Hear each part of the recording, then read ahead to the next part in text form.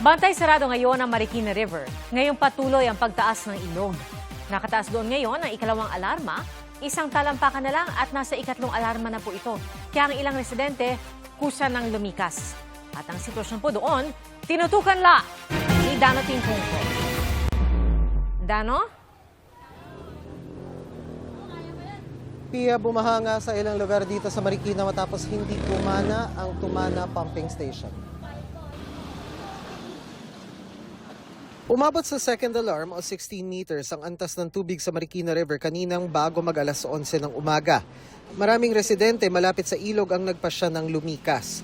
Sa Concepcion Integrated School nag-evacuate ang mahigit 400 katao o mahigit 40 pamilya. Matataranta po sila eh. Kasi tumataas na po yung tubig. Naranasan niyo na yun before? Opo. Yung Ulysses po. Nakita ko kasi yung sa ilog, nasa second alarm na siya, mataas na kasi yung baka mahirap na kasi may mga bata eh.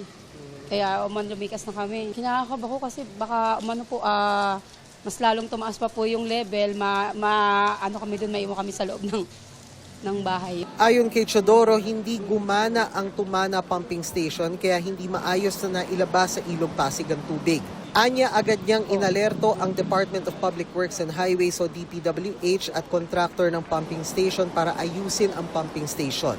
Galing sa mga bundok ng Rizal ang tubig na nagpapataas sa Marikina River kaya kung malakas ang ulan doon, siguradong may epekto ito sa ilog.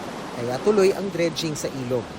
Hindi lang natin basta dinredge upang lumalim ang Marikina River, kundi dinredge natin ang Marikina River para ito ay mapalawak. Ang ginagawa natin dredging sa Marikina, sustain Hindi isang beses lamang pag umulan ng malakas, hindi lang tubig ang bumababa dito sa Marikina River, kundi putik at banlik na kung saan inaanod.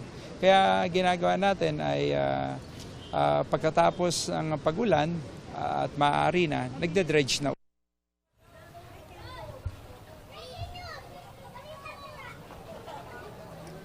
At Pia, sa mga oras na ito ay muli tayo nakakaranas ng pagulan dito sa ating pwesto sa Barangay Tumana sa Marikina. Kumpara kanina, medyo mahina-hina pa ito ngayon, although kanina pang hapon, pabugso-bugso yung ulan na minsan merong araw. Samantala, sa kasalukuyang antas ng ilog sa Marikina River, nakapako pa rin ito sa 17.5 meters, hindi yan halos gumalaw. Mula sa huling tala ng Marikina LGU na 17.5 meters din kaninang alas 4 ng hapon. Yan ay nasa second alarm pa rin, ang ibig sabihin nito, mag-preemptive evacuation kung nasa lugar kayo na malapit sa ilog na pwedeng pasukin ng tubig. Pia.